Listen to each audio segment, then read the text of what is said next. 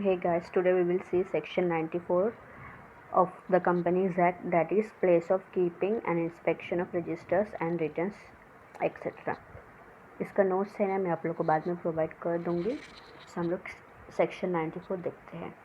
Now company has to maintain and keep registers of members, debenture holders, ऐसा हम लोग ने देखा था सेक्शन 8 में। Now this registers are open for inspection, मतलब कोई भी कंपनी कोई भी बंदा आके इंस्पेक्शन कर सकता है, चेक कर सकता है during business hours only and working days only, working days and business hours, मतलब रात के 10 बजे जाके चेक करेगा तो कंपनी प्रोवाइड करना पड़ेगा, ऐसा कुछ भी नहीं है। During the business hours, company का जो बिजनेस आवर्स है उसमें जाके वो चेक करना पड़ेगा उस बंदे को। बट नो फी पेमेंट, उन लोगों को विदाउट फी पेमेंट इंस्पेक्शन कर सकते हैं। कौन कौन लोग इंस्पेक्शन कर सकते हैं? कंपनी का मेंबर्स, कंपनी का debentures holders, other security holders, beneficial owners, ये लोग कंपनी को बिना कुछ फ़ी पे किए कंपनी का रजिस्टर्स इंस्पेक्ट कर सकते हैं। लेकिन कोई बाहर का बंदा है, उनको इंस्पेक्शन करना है, चेक करना है, तो उनके पास भी ऑप्शन है, उनके पास भी राइट है कंपनी का बुक चेक करने का, लेकिन उनको 50 रुपीज़ फीस पे करना पड़ेगा और एज में prescribed by the AOA 50, normally companies act ने 50 रुपीज़ रखा है। ये 50 रुपीज़ से कम भी AOA में कंपनी रख सकती है, मीन 40 रुपीज़ रखे, 30 रुपीज़ रखे, कंपनी के ऊपर डिपेंड है।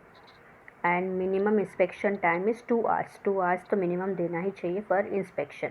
अगर किसी बंदे को कॉपीज़ लेना है तो कॉपीज़ के लिए 10 रुपीज़ पे करना पड़ेगा, मतलब मिनिमम 10, मतलब कंपनी एक्ट में लिखा है कि 10 रुपीज़, मैक्सिमम लिमिट 10 रुपीज़। अगर AOA में अगर उसको 5 रुपया रखना है, 6 रुपया रखना है, वो AOA में मतलब कंपनी अपना चार्जेस लगा सकती है, लेकिन मैक्स टू मैक्स कितना रख सकती है अपने AOA में चार्जेस?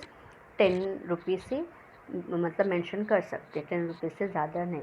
एंड जितने भी लोगों ने मतलब ये क्या बोला है कि फ़ी डिपॉजिट किया है, 10 रुपया दे दिया है कंपनी को कि हम लोग को ये कॉपीज़ लेना है, तो कंपनी को within 7 days of deposit of that fee company को प्रोवाइड करना पड़ेगा। एंड ये सब जो डॉक्यूमेंट्स है ना, कंपनी को मेंटेन करना है, प्रिजर्व करना है। रजिस्टर ऑफ मेंबर्स तो परमानेंटली प्रिजर्व करके रखना ही है under the custody of company secretary और any other person authorised by the board. And reservation of register of debenture holders and other security holders for 8 years, minimum तो 8 years रखना ही है। एंड कॉपीज़ ऑफ डॉक्यूमेंट्स, जितना भी हम लोग copy documents file करते हैं ना, we have to file this document with ROC within 30 days, ऐसे हम लोग ने बहुत से डॉक्यूमेंट्स पढ़ा है, वो सब डॉक्यूमेंट्स प्रिजर्व करना है फॉर 8 ईयर्स।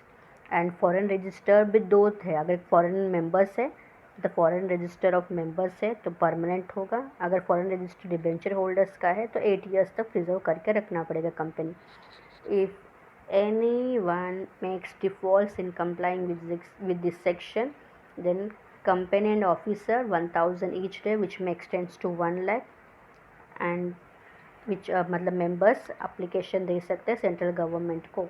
अगर उन लोगों ने मतलब कितना पनिशमेंट देने के बाद भी उनको डॉक्यूमेंट्स प्रोवाइड नहीं करते इंस्पेक्शन के लिए, तो members make an application to the central government. This is section 94 of the companies act 2013।